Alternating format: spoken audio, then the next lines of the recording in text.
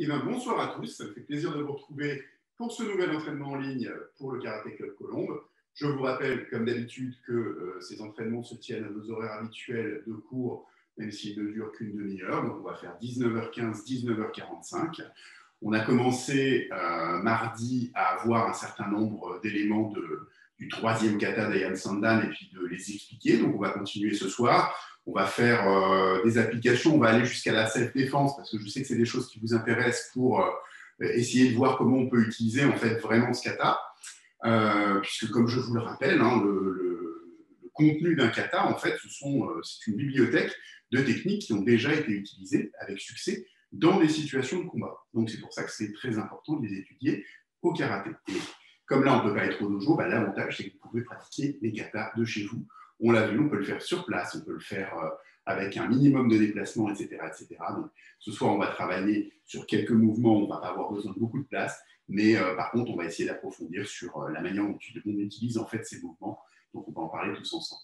Bon, eh bien, pour commencer, on va faire comme d'habitude notre petit échauffement articulaire, le temps de se mettre un petit peu en jambes, notre routine de Tsuki, et on reprendra là où on s'était laissé en fait mardi, c'est-à-dire sur la double technique qui est au début d'Ayan Sandan. J'en dis pas plus, on continuera tout à l'heure. Et je vous avais donné à ceux qui étaient là mardi quelques devoirs, j'espère que vous y avez bien réfléchi pour qu'on regarde ensemble aujourd'hui ce que ça donne si on fait certaines techniques, non pas avec les poings fermés, mais avec les mains ouvertes. C'est parti, on se met en place pour le salut. Et tout vrai. Allez, on joint les pieds, on descend et on fait tourner tout ça. On fait tourner les genoux et les chevilles, donc descendez bien. Hein. Dans l'autre sens. Encore dans l'autre sens. Et il y a les hanches. Allez. Vous voyez sur la caméra, la tête reste là où elle est. C'est uniquement les hanches qui tournent. Essayez de faire pareil. Vous pouvez voir votre petite image sur Zoom. Essayez de faire que la tête reste exactement là où elle est. Dans l'autre sens. On change encore. Et encore. Ok, allez, sans force, on lève bien les genoux, on fait des petits mains aiguës.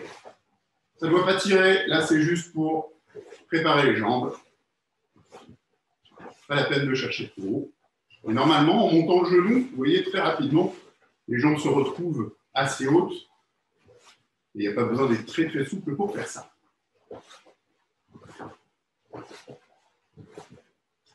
Allez, mais on joint les mains, on fait les poignets. Dans l'autre sens. Les coudes. Au-dessus, en dessous. Allez, c'est parti. Je rappelle, hein, quand on travaille avec le bras, on essaie d'éviter de tendre complètement le bras pour ne pas se faire mal à l'articulation, justement, au coude. Que ce soit d'ailleurs quand on donne un coup de poing ou quand on fait cet exercice. On change de côté. Par contre, faites pas juste ça. Hein. Il n'y a pas d'intérêt. Allez quand même chercher devant vous. Yamé. Ok. Allez, ici, on fait les épaules vers l'avant. En arrière. Devant. Et derrière. Et Yamé. Tiens, un truc qu'on ne fait pas souvent en ce moment. Tendez les bras. On ouvre, on ferme. Allez, c'est parti, très vite. Les doigts doivent être entraînés aussi. Une bonne manière de s'entraîner, c'est de prendre une balle, par exemple, et de la serrer dans ses poings pour renforcer la musculation des doigts. À quoi ça sert de muscler ses doigts? Ils seront plus costauds quand vous fermez les poings pour donner des frappes, et ils seront aussi beaucoup plus costauds quand vous saisirez votre adversaire. Donc pensez-y, ça fait partie intégrante de ce que vous devez muscler. Et Yamé, on détend un peu tout ça. Allez, la main sur le front, on pousse. Et on résiste. Là, on fait travailler en contraction les muscles du cou. Comme ça, de cette manière, on ne risque pas de se faire mal. Et ça permet de bien chauffer le cou. Allez, vers l'arrière.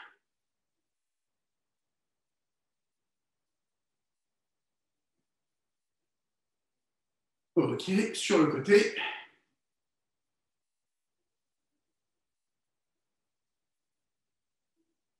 Et l'autre côté.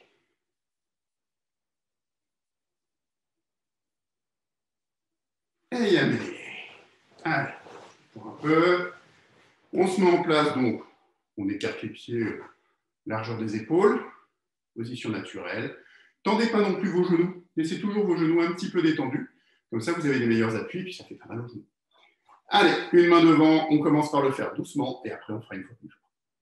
Hitch, hi, 100, chi, go, rock, sitch, hatch, Q, chu, hitch, ni, yamé. En place. Cette fois-ci, on y va plus fort. C'est pas parce qu'on y va plus fort qu'on fait mal. C'est pas ça, hein. On contrôle bien son coup de poing, on définit bien où il s'arrête, mais on fait un peu plus fort, un peu plus vif. Hitch, ni, 5, chi, go, rock, sitch, hatch, Q, Q, hitch, ni, et yamé. Yes, mais. N'oubliez pas, chaque fois que vous imprimez une technique, pour le moment, gardez le réflexe de souffler en même temps. Ce n'est pas forcément sonore, ça peut être par le nez, par la bouche, mais à chaque fois que vous envoyez la technique, c'est au moment où vous expulsez l'air. OK? Allez, on reprend sur ce sur quoi on s'était arrêté mardi, c'est-à-dire cette double technique qu'on a au début des Yan Sandan. Donc, ici, hein, on a un Uchi-Uke, un Gedan Barai, enfin au moins en apparence. Et donc, je rappelle, le Uchi-Uke, c'est à l'extérieur, le Gedan Barai à l'intérieur. Comme ceci. Et comme vous le voyez, je ne suis pas là, je ne suis pas là, je ne suis pas là. Vous voyez, mon point, il est à la hauteur de l'épaule. Et l'autre point, il est à peu près à la hauteur de la taille. OK? Donc, petit point de rappel, ce qu'on expliquait mardi, pour ceux qui n'étaient pas là, c'est que ce n'est pas un truc, finalement, très nouveau de faire des techniques avec les deux bras en même temps. Quand on fait le premier kata, oui, je fais un Gedan Barai, mais en fait, mon autre point, il me sert aussi, puisqu'en même temps, je fais un Nikite. Donc, je tire en même temps vers l'arrière ici. Si je n'utilisais pas mon bras, ça ferait ça. J'aurais un bras qui pend. Et essayez de faire votre kata comme ça, vous allez voir que, en fait, ça va être très difficile. Vous allez être déséquilibré, vous n'allez pas pouvoir mettre de force dans vos mouvements. Donc, c'est la complémentarité entre, d'un côté, le point qui frappe et celui qui vient en Nikite qui fait la puissance de votre technique. Donc, là, plutôt que d'être en Nikite, on va utiliser nos deux bras pour faire ces techniques. On va répéter une petite série doucement, une petite série plus vite, de manière à réintégrer le mouvement. Et après, on reviendra sur les doigts que je vous avais donnés mardi. Allez, hop. On commence. On va faire Gedan Barai ici, Uchi-Uke ici. Doucement. Hitch. Ni. San. Chi. Concentrez-vous sur le fait de correctement faire passer les techniques. Go. Extérieur pour Uchi-Uke, intérieur pour Gedan Barai. Hitch. Ni. San. Chi. Go. Yame. Yasne. On va le faire un petit peu plus vite. Avant ça, je vous rappelle aussi que grâce à un logiciel comme Zoom, qui vous permet de suivre le cours ce soir, vous pouvez vous voir. C'est important d'avoir ce retour et de vous voir. Si je ne me vois pas, peut-être que mes poings, ils sont comme ça. Mais là, je me vois, donc je peux corriger le positionnement de mes mains. Pensez-y et n'hésitez pas aussi à demander à vos parents de vous filmer quand vous faites un kata. Vous allez voir plein de choses et plein de choses que potentiellement vous allez pouvoir retravailler. C'est un super outil. Allez, on y va. On refait pareil ici. Donc, Gedan Barai Uchi-Uke. On va partir ici. Par contre, là, on va aller plus vite. Hitch. Ni. San. chi, go, rock, sich, hatch, cue, ju, ayame. Yes, mais encore une fois, ce n'est pas parce que je vais plus vite que je fais moins bien. Je préfère que vous fassiez bien comme ça, sans aller trop vite, que de me faire un espèce de truc où, en fait, c'est complètement à l'envers, quoi. OK? Alors, mardi, je vous avais demandé de réfléchir à comment on pourrait utiliser ces deux techniques en même temps, mais plutôt que d'avoir les poings fermés, d'avoir les mains ouvertes. Alors, on avait vu la dernière fois que face à une technique qui arriverait là tout droit, je peux me détourner comme ça et accompagner en fait la technique avec mon uchi-uke, tout en, a priori, frappant avec ce qui n'est pas vraiment un Gedan Barai, mais plutôt un Tetsui, comme dans Ryan Shodan, sauf que là, il est en bas. Alors, qu'est-ce qui se passe si j'ouvre les mains? Déjà, si j'ouvre les mains, je dois faire attention, parce que je dois quand même les protéger. Je vous rappelle que c'est aussi pour ça qu'on utilise les poings fermés, parce qu'on risque moins de se faire mal. Je suis ici.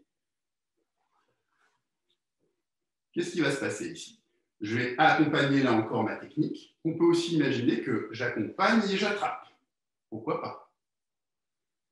Et ici, sinon, avec ma main ouverte. Comme je vais frapper avec ma main ouverte, la zone de frappe, c'est celle de Shuto, c'est Gedan Shuto. Quel est l'intérêt? Alors, je vais vous faire voir avec une petite chaise. Si je suis ici, je peux faire ça. Évidemment, la chaise, elle ne résiste pas beaucoup. L'intérêt de frapper comme ça, c'est que la zone de frappe, elle est plus réduite. Donc, on va imprimer plus de force. Par rapport à un individu qui est en face de vous, quand vous frappez ici, vous allez frapper là. Soit, alors, si c'est côté droit, dans le foie, soit un peu plus haut dans les côtes. Et l'intérêt de frapper en chuto, c'est que vous allez avoir une frappe qui va être très localisée, par exemple, contre les côtes.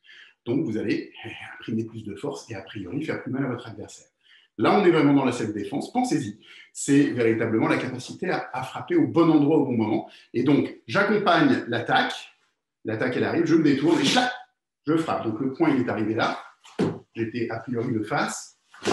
J'accompagne l'attaque et je frappe directement. Là, là, c'est pas tellement le sujet en fait. C'est vraiment la combinaison des deux mouvements et on frappe en même temps. OK. Pour appliquer cela, on va se refaire un petit exercice comme mardi où on va justement accompagner l'attaque et contre-attaquer. Donc on va le faire main ouverte, on se met en yoi. Donc là, cette fois-ci, on va partir, je vais commencer par partir de ce côté-là. Donc, je bloque ici et je frappe là. Après, je reviens, et de l'autre côté, ici. Je reviens, ici. Donc, l'adversaire, il est censé être là en face de moi. Il m'attaque ici, je tourne, je frappe. Essayez de faire que quand vous arrivez à la fin de votre déplacement, vous avez bloqué frappé en même temps. Ce n'est pas 1, 2 et 3. Là, vous êtes dans le temps de l'attaque, elle arrive, et voilà. OK? Elle est en place. On commence par tourner de ce côté-là. Donc, c'est cette main-là qui va venir accompagner l'attaque et celle-ci qui va frapper. Hitch. De l'autre côté. Ni. De l'autre côté. Essayez de continuer à regarder devant vous, puisque c'est de là que vient l'attaque. Ça. De l'autre côté. Chi. De l'autre côté. Go.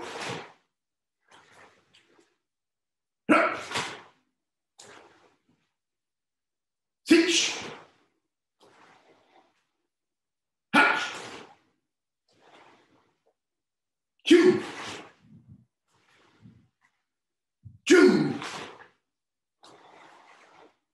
Ayame. Yes. Et vous aurez noté que ce petit déplacement qu'on fait, en fait, je vais vous faire voir quand on regarde en bas, il doit vous rappeler quelque chose.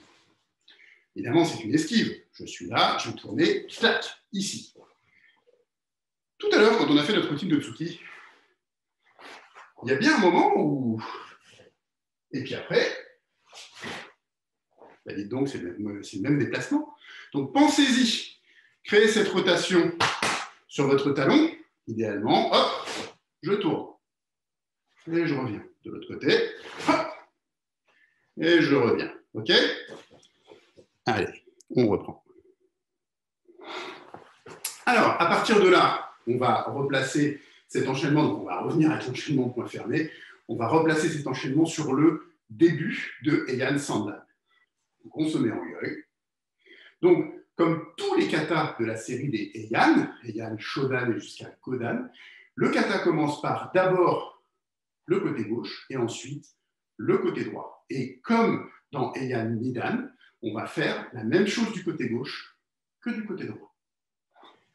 On se met en yoi, donc on va se placer en Kokutsudachi et faire Uchi-uke. C'est le premier mouvement.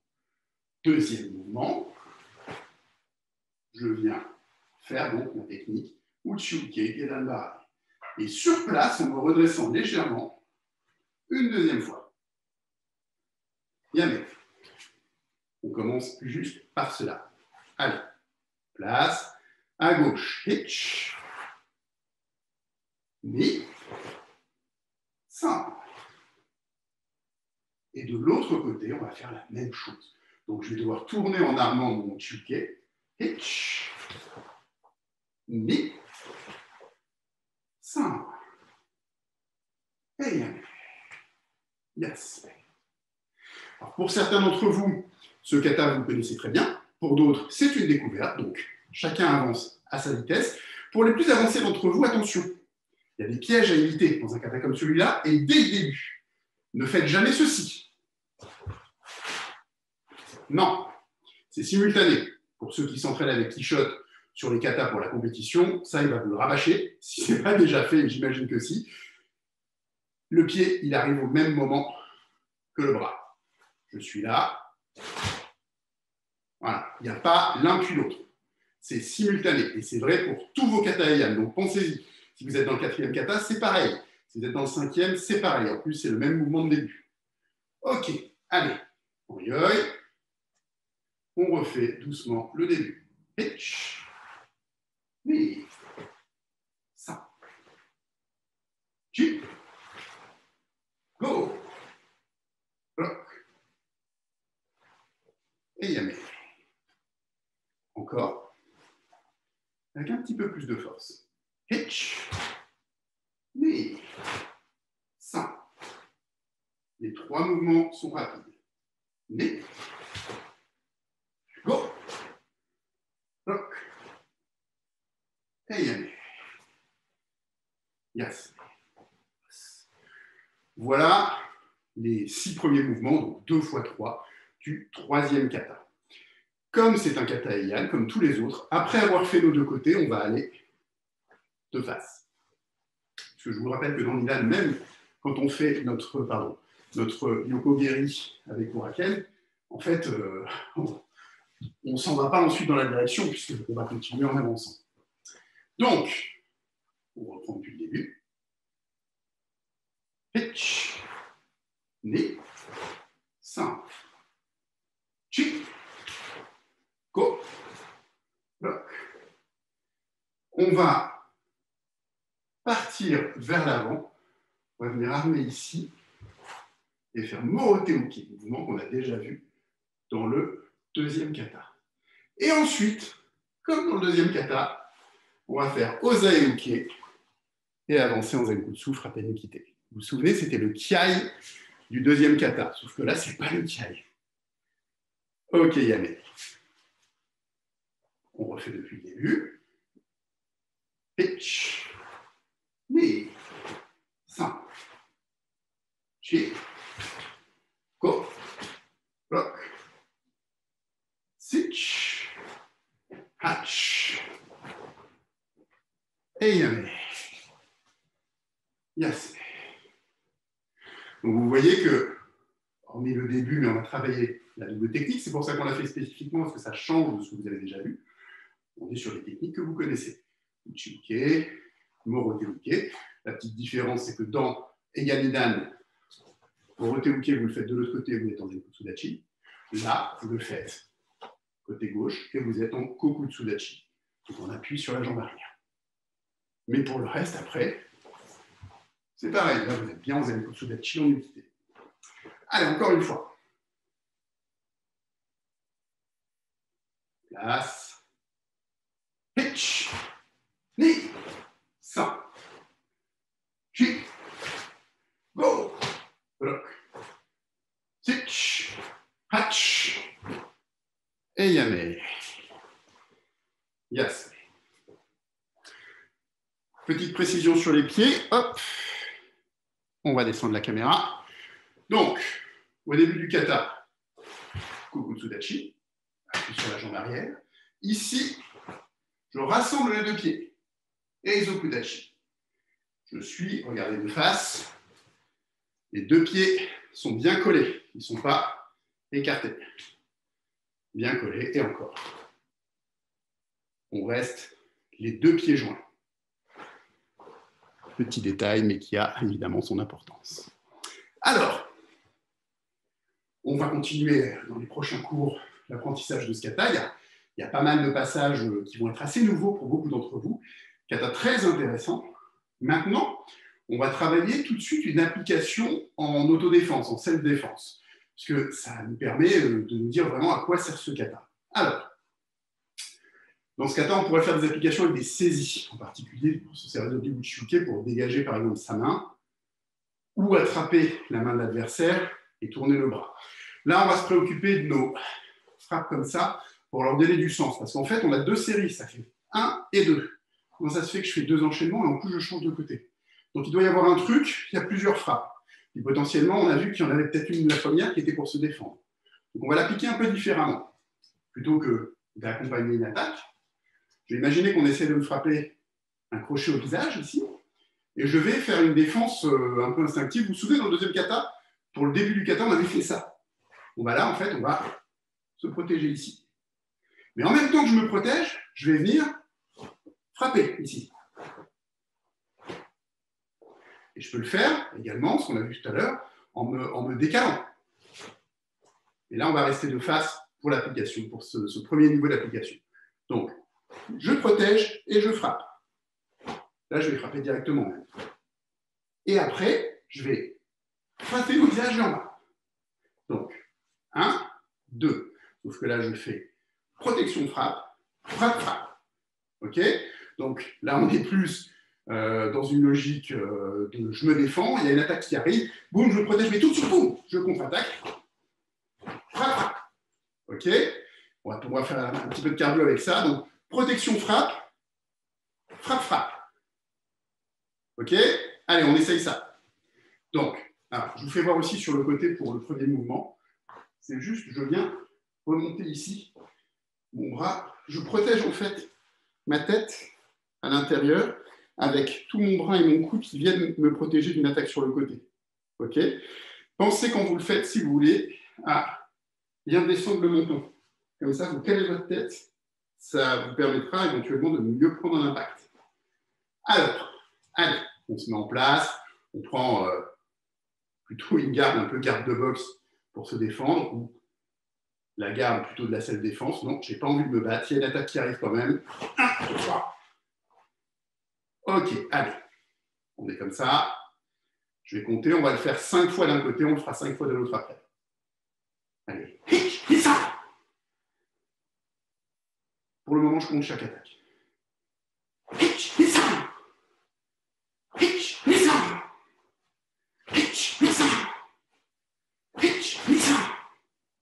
OK.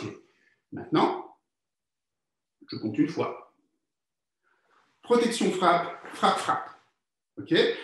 La frappe qui redescend ici, ça peut être soit Tetsui, on a vu que c'était une frappe très puissante, ou alors, si vous pouvez, frapper en coup de poing. Mais c'est plus difficile. Donc, clac, clac. OK? Je compte une fois, on fait tout. Par contre, c'est pas... Non. Il y a 4 mouvements. Il faut les faire correctement. Là encore, allez à votre vitesse. Allez, on se met en place. On va commencer de ce côté-là. Hitch. Ni. San. Chi. Go. Bien, mais... Yes. Allez, on souffle un peu. Ceux qui veulent peuvent prendre un petit peu d'eau. On va faire de l'autre côté. On se dépêche, on se dépêche. Allez, hop. Donc, là encore, les mains en protection ou les mains en garde. Cette fois-ci, c'est ici. Ça peut être aussi, vous voyez, une frappe montante, un uppercut. Frappe, frappe. OK? Allez. Je compte, là, je compte une fois, on fait tout directement. Allez, en place. Hitch, Nisa. Hitch, Nisa. Hitch, Nisa. Hitch, Nisa. J'ai tout compté. Pas grave. Allez, on s'en fait une petite série, je compte, vous faites tous les mouvements. Hitch. Ni. Ça. Chi. Go. Hey, os, yes. Vous l'avez peut-être vu, si vous avez suivi en même temps que je le faisais, que quelquefois on peut faire là, frapper, et même frapper là encore. Ou là, frapper, frapper là. Ça n'a pas tellement d'importance.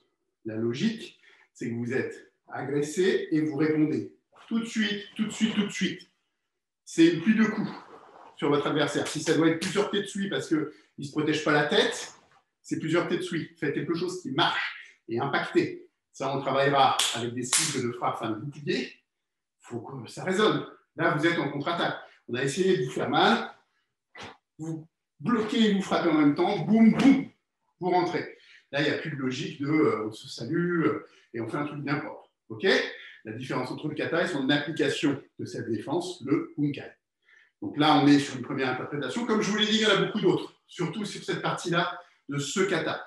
Mais c'est une première manière de l'imaginer. Je vous rappelle donc sur le deuxième kata ce qu'on avait fait sur cet enchaînement-là, où on était en protection, frappe en dessous, frappe visage et frappe corps. On est à peu près dans la même logique. Imaginez qu'au moment où on vous agresse, vous êtes contre un mur, par exemple. Je me défends, je refrappe tout de suite et j'avance, par exemple, pour pouvoir ensuite me dégager. On travaillera sur des petites choses comme ça, tous ensemble, et qu'on pourra se revoir au dojo, ce qui malheureusement n'est pas pour tout de suite, puisque pour le moment, on n'a plus le droit de se rendre dans les salles. Mais bien entendu, dès qu'on en aura la possibilité, comme toujours, on vous fait suivre un message et on vous proposera le plus vite possible, je l'espère, une solution pour qu'on puisse se revoir en vrai et travailler tout ça avec du matériel, avec un partenaire et reprendre le cours normal de nos entraînements au karaté. Allez, on se met en place pour le salut.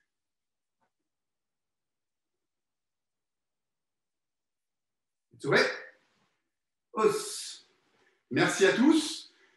Je compte sur vous mardi prochain. On va continuer d'avancer dans ce kata. On fera aussi des enchaînements de combat pour se lâcher un petit peu parce que le travail du kata, il doit aussi se compléter avec d'autres choses. Et puis, on a plein de choses à travailler encore cette année.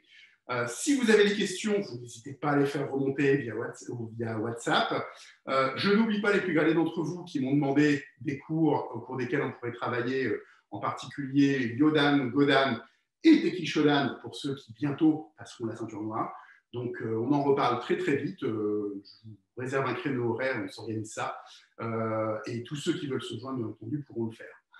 D'ici là, une très bonne soirée, un très bon week-end et à très bientôt.